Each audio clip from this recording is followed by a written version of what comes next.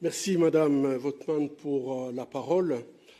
Aujourd'hui, que nous sommes ici pour nous rappeler le drame qui s'est passé il y a 80 ans, un jour de mémoire, je suis là aussi pour vous parler d'une guerre qui a duré maintenant 30 ans, le plus meurtrier après la Seconde Guerre mondiale, un conflit oublié, où la crise est complètement négligée.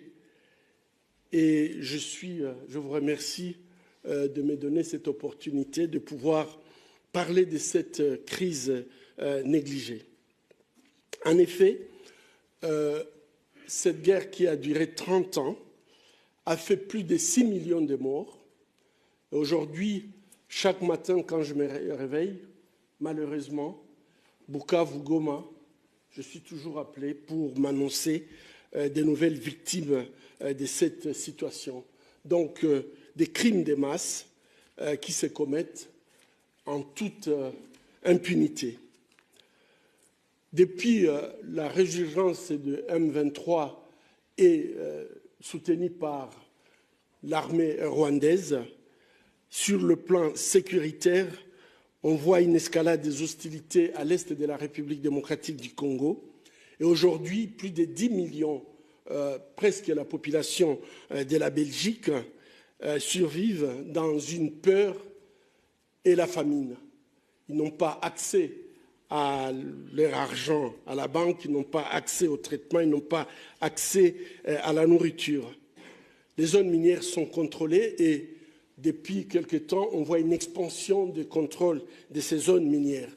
Sur le plan humanitaire, je voulais juste citer Jan Egeland, qui était en mission en République démocratique du Congo. Le 4 avril, il a dit « Les niveaux de négligence globale dont sont victimes les civils de l'Est de la République démocratique du Congo devraient faire honte aux dirigeants du monde. » Il est le secrétaire général du Conseil norvégien pour les réfugiés. Et en fait, aujourd'hui, sur le plan humanitaire, il y a 26 millions de Congolais qui vivent dans l'insécurité alimentaire totale. Et 7,8 millions de la population congolaise est sans toit, des déplacés internes. J'ai rencontré même des familles qui, les 10 dernières années, n'ont jamais fait plus de 6 mois à un même endroit. 1,6 million d'enfants ne peuvent pas aller à l'école puisque les écoles ont été vandalisées, détruites et l'insécurité est permanente.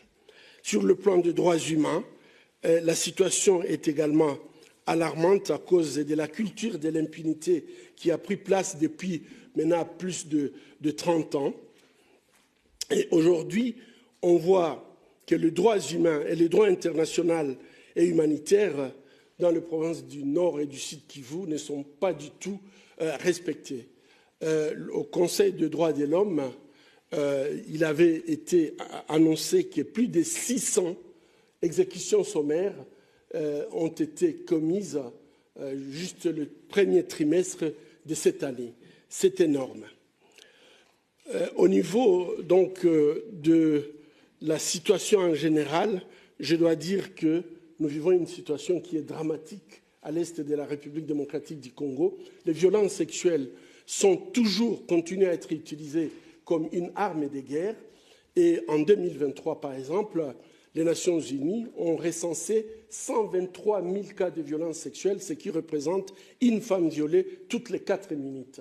L'UNICEF vient de publier son rapport le mois passé, qui est alarmant, mais c'est un rapport que nous corroborons à l'hôpital des Panzi, où plus de 10 000 violences sexuelles qui sont faites, 30 à 35% constituées par les enfants. Et donc, je pense qu'on voit très bien la tendance qui va vers l'inacceptable. La violence est inacceptable, mais s'attaquer aux enfants, ça c'est dépasser toutes les lignes rouges qu'on peut imaginer. Et aujourd'hui, ce qui fait le plus mal, quand je vois les victimes qui nous parlent, qui nous témoignent, et qu'aujourd'hui, les violeurs du fait de l'impunité, ne se gênent pas d'enregistrer leurs crimes et les mettre sur les réseaux sociaux. Et vous pouvez vous imaginer pour les mères, pour les épouses, lorsque leur crime peut être mis sur les réseaux sociaux, c'est en fait l'humiliation est déjà là, mais là c'est les détruire complètement. Assez rapidement, cette crise, il y a plusieurs tentatives qui ont eu lieu pour essayer de résoudre, donc de mettre fin à cette crise.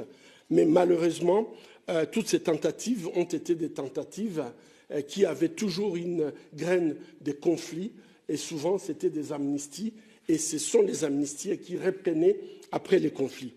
L'accord qui était l'accord de l'espoir, c'est l'accord cadre d'Addis Abeba. Je pense que c'est un accord que je voudrais vraiment qu'on puisse y revenir, puisque dans cet accord où l'Union européenne est garant, je crois qu'il est très très important de pouvoir revenir sur cet accord, car cet accord qui était signé en 2012 permettait en fait de résoudre les racines profondes de cette crise en République démocratique du Congo et mettait sur la table des négociations les pays limitrophes du Congo, mais également les institutions comme les Nations Unies, l'Union européenne, l'Union africaine, les organisations régionales. Mais les pays, en fait, il y avait 4 pays garants, dont l'Union, donc la Belgique, l'Angleterre, la France et les États-Unis. Et je pense que cet accord était très très important. Je pense qu'aujourd'hui, je vais peut-être y revenir pour montrer que c'est là où il faut qu'on puisse retourner pour pouvoir parler de la paix en République démocratique du Congo. D'autres accords ont été faits. On a eu la feuille de route de Luanda et de Nairobi qui ont été après fusionnés à une seule négociation, mais on voit très bien que les trêves qui ont été données, souvent, c'est terminé par être violées par la mauvaise foi des belligérants. Il y a l'initiative du pacte social pour la paix de la CENCO et de l'ECC qu'il faut encourager et pouvoir peut-être faire le bon séquençage pour permettre à ce que ça puisse aider. Mais on voit qu'il y a d'autres initiatives telles que la facilitation de l'État du Qatar, où nous avons réagi par rapport à cette facilitation, puisqu'elle n'est pas du tout claire, mais elle a été soutenue par une facilitation américaine donc de Washington, qui est aussi opaque que cette facilitation du Qatar.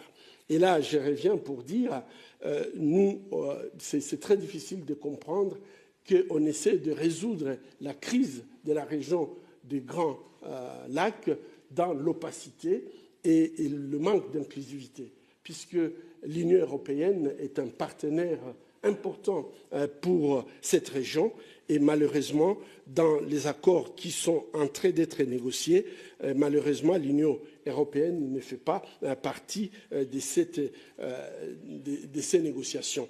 Ces négociations ont 4 points. Je vais terminer rapidement. Ils reconnaissent mutuellement la souveraineté et l'intégrité territoriale de la République démocratique du Congo et s'engagent à ne pas soutenir les groupes armés, mais demandent à ce qu'il y ait une intégration régionale et une coopération économique et minière. Et c'est là où je crois que l'Union européenne a un rôle à jouer dans cette négociation. Malheureusement, aujourd'hui, l'Union européenne est absente. Et puis faciliter le retour des réfugiés et les rôles des forces internationales, spécialement la MONUSCO qui est sur place. Merci beaucoup, Dr Mukwege. La parole est à Mounir Satori, puis nous passerons aux questions des journalistes. Et la parole ne va pas être simple après ce qui vient d'être dit. Alors d'abord, merci. Merci à Hilde. Merci de ne pas t'arrêter, de continuer à porter ce sujet ici au Parlement. Nous l'avons collectivement mise à l'agenda. Nous avions d'ailleurs à la sous-commission droit prévu une mission en RDC, mais nous allons vous laisser la primeur, à toi et à la délégation comme à la commission DV. Nous envisagerons sans doute de revenir docteur, l'année prochaine, pour voir comment les choses évoluent, parce que c'est important qu'on garde une attention dans la durée sur ce qui se passe. Et puis je veux dire 2 mots sur le docteur Mukwege, parce qu'il a de nombreuses qualités, dont celle de l'humilité. Je veux saluer votre travail, celui de votre hôpital Ponzi qui aide toutes les victimes de violences sexuelles, majoritairement des femmes et des enfants. Et également de votre fondation qui fait un travail de plaidoyer, de formation sur les violences sexuelles dans le cadre des conflits partout dans le monde, aussi bien au Myanmar qu'en Ukraine, qu'au Soudan, qu'au Nigeria. Merci pour tout ce que vous faites et de trouver l'énergie pour continuer à tenir. Je veux dire 2 mots sur le processus de paix sous l'égide de Washington. La paix est toujours un objectif primordial. Mais pour l'atteindre, pour qu'elle soit durable, à mes yeux, elle doit respecter au minimum 3 conditions. Respect du droit international, justice pour les victimes et, dans le cas de la RDC, garantie sur l'exploitation des ressources naturelles. Je dis ressources naturelles, même si en vrai, pour les populations, pour les femmes, dans le cas de la RDC, c'est souvent une source de malheur et de détresse. Je veux parler de l'impératif de la justice. Parce que devant le naufrage de la justice internationale, la Cour pénale internationale est sans doute notre dernier canon de sauvetage. Nous saluons la réactivation des enquêtes de la CPI dans la province du Nord Kivu. Nous demandons de tout mettre en œuvre pour protéger la CPI. La CPI est importante dans le cas de l'Ukraine, dans le cas de la RDC, dans le cas de la Palestine, elle est importante pour tenir debout le droit international et l'honneur de l'Union européenne ne passera que par un soutien indéfectible de l'Union européenne. Il ne faut pas laisser Trump tuer cet outil de justice internationale. Vous pourrez compter sur nous, docteur, pour garder la RDC à l'agenda, pour que nous restions vigilants jusqu'à ce que l'Union européenne renonce à cet accord de la honte, renonce à importer ces minerais des précieux nécessaires à notre transition énergétique au nom des victimes et au nom des exactions en RDC. Je vous remercie. Merci beaucoup, Mounir Satouri.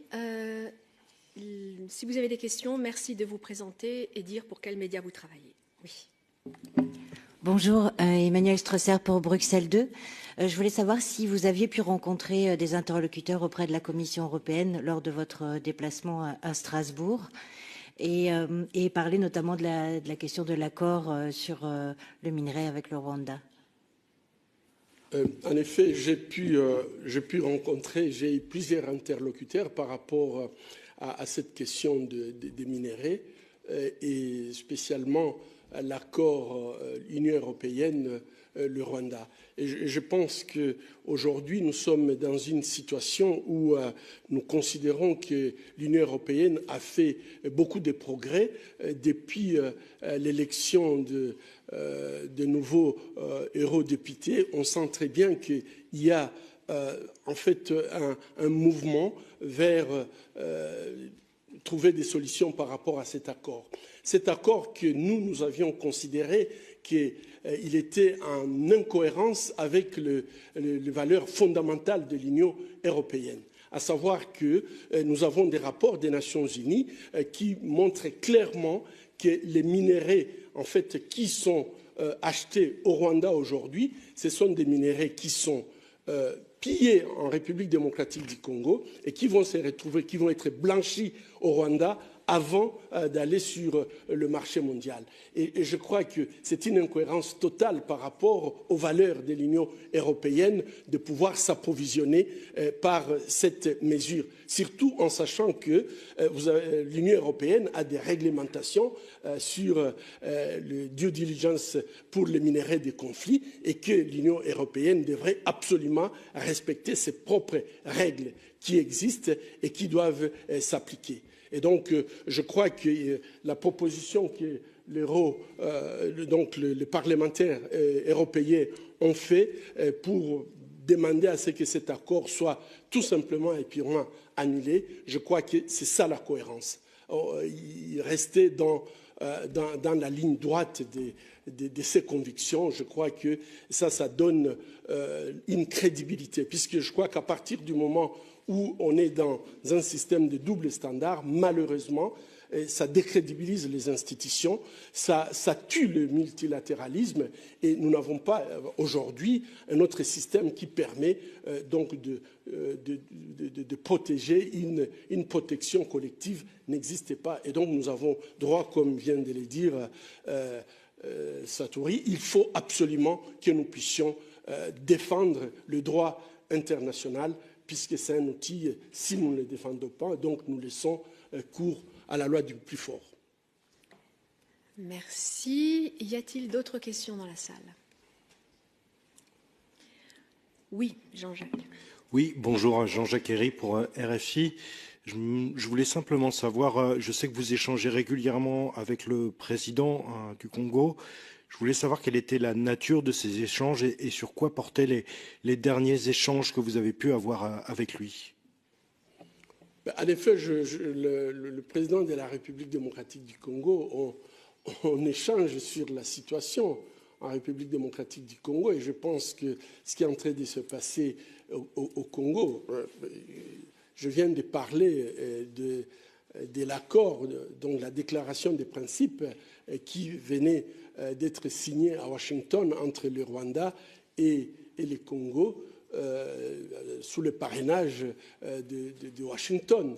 En fait, cette déclaration des principes, je dirais tout simplement que c'est une déclaration inacceptable, puisque c'est une graine de conflit qu'on est en train de planter. Vous ne pouvez pas demander à deux États qui sont en conflit, avec des millions de morts, sans parler de la justice, juste donc demander à ce qu'il y ait une cogestion de ressources naturelles.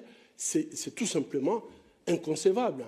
Et deuxièmement, ce sont des accords qui ne peuvent pas se signer. On ne peut pas signer de tels accords sans que l'on puisse intéresser les souverains primaires, donc, qui est représenté par le Parlement. Et donc nous sommes en discussion et nous voulons absolument que ces accords, donc ces discussions sur l'exploitation des minerais stratégiques, puissent être en fait une discussion inclusive, puisque si ce n'est pas inclusive, ça peut ne pas être. L'Europe peut se désintéresser, et malheureusement, je pense que l'Europe aujourd'hui doit prendre un leadership qui est abandonné par les États-Unis sur le multilatéralisme, et je pense qu'il n'est pas normal que l'Europe soit exclue des négociations qui se passent dans la région des Grands Lacs, connaissant le rôle que l'Europe joue dans cette région. Et donc, nous avons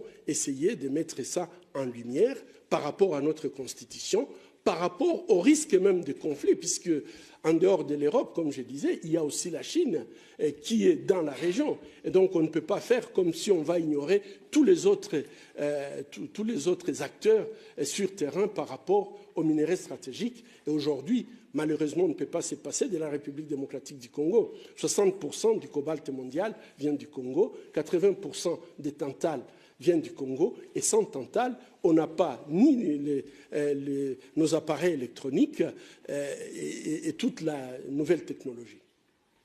Merci beaucoup. Je peux prendre une dernière question. Je ne sais pas si, Franck, tu es toujours intéressé. Oui, et puis c'est Madame Hilde Woutmann qui va conclure. Et je vous rappelle qu'on vous donnera des informations complémentaires sur la délégation qui se rendra au Congo RDC, la délégation des 12 membres. Voilà, je t'en prie.